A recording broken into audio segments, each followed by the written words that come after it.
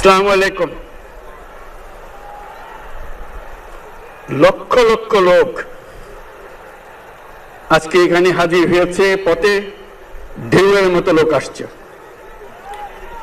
সারা বাংলাদেশ জুড়ে কোটি কোটি মানুষ আজকে এই মুহূর্তের জন্য অপেক্ষা করছে।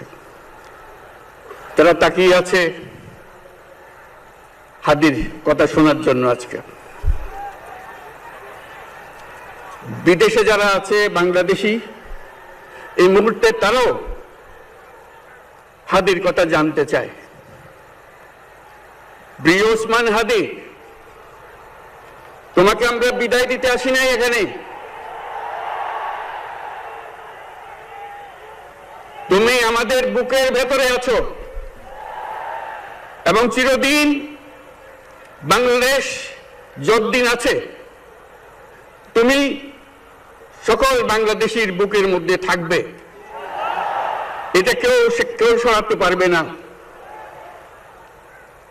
আমরা আজকে তোমাকে প্রিয় হাদি বিদায় দিতে আসিনি।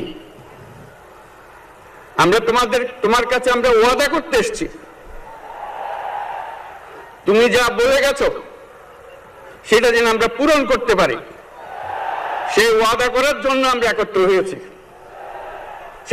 সেই ওয়াদা শুধু আমরা নয়, পুরুষানুক্রমে বাংলাদেশের সব মানুষ পূরণ করবে। সেই ওয়াদা করার জন্যই আমরা তোমার কাছে আজকে এসেছি, সবাই মিলে যে যেখানে আছি। আমরা তোমার যে মানব প্রেম, তোমার যে ভঙ্গি, মানুষের সঙ্গে উঠা বসা, তোমার যে রাজনৈতিক দৃষ্টিভঙ্গি, সবাই প্রশংসা করছে। সেটা আমরা মনে প্রাণে গ্রহণ করছি, যে এটা যেন আমাদের মনে সব সময় জাগ্রত থাকে, আমরা সেটা অনুসরণ করতে পারি। তুমি আমাদেরকে এমন এক মন্ত্র কানে দিয়ে গেছো, সেই মন্ত্র বাংলাদেশের কেউ কোনোদিন ভুলতে পারবে না এবং এই মন্ত্র চিরদিন আমাদের কানে বাঁচতে থাকবে। সেই মন্ত্র বাংলাদেশের বড় মন্ত্র হয়ে আমাদের জাতির সঙ্গে সংযুক্ত থাকবে। তোমার মন্ত্র ছিল চলো বলো বীর চির উন্নত মমশির। এই উন্নত মমশিরের যে মন্ত্র তুমি দিয়ে গেছো, সেটা বাংলাদেশি সন্তানের জন্মলগ্ন থেকে যতদিন সে বেঁচে থাকবে নিজের কাছে বলবে চল বলো বীর চির উন্নত মমশির। আমাদের শির কখনো নত হবে না। সেই মন্ত্র তুমি আমাদেরকে দিয়ে গেছো, আমাদের সব কাজে সেটা আমরা প্রমাণ করব। আমরা দুনিয়ার সামনে মাথা উঁচু করে চলবো, কারো কাছে মাথা নত করব না। সেই মন্ত্র তুমি আমাদেরকে দিয়ে গেছো, আমরা সেটা পূরণ করে যাব। প্রিয় হাদি, তুমি নির্বাচনে অংশগ্রহণ করতে চেয়েছিলে এবং সেই নির্বাচনে অংশগ্রহণ করতে গিয়ে নির্বাচন কিভাবে করতে হয় তারও একটা প্রক্রিয়া জানিয়ে গেছে আমাদেরকে।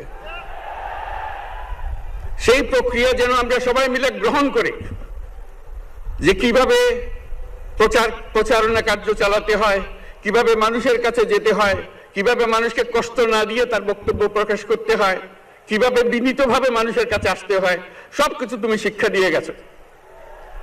আমরা এই শিক্ষা গ্রহণ করলাম, আমরা এই শিক্ষা চালু করতে চাই। আমরা সবাই আমাদের জীবনে আমাদের রাজনীতিকে এই পর্যায়ে নিয়ে আসতে চাই, যাতে হাদি আমাদের জীবনে স্পষ্টভাবে জাগ্রত থাকে।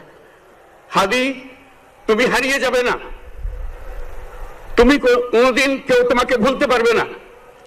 তুমি যুগ যুগ ধরে আমাদের সঙ্গে থাকবে, আমাদেরকে তোমার মন্ত্র পুনঃ পুনঃ মনে করিয়ে দেবে। আমরা তোমাকে মনে করিয়ে দেব চলো বীর উন্নত মমশির। আমরা সেই মন্ত্র নিয়ে আজকে সামনের পথে এগিয়ে যাব। তোমাকে আমাদের সবার পক্ষ থেকে তোমার সঙ্গে ওয়াদা করলাম, আজকে তোমাকে আল্লাহর হাতে আমানত রেখে গেলাম।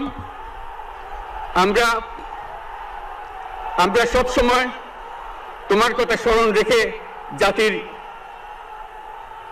অগ্রগতির পথে চলতে থাকব। ধন্যবাদ সবাইকে।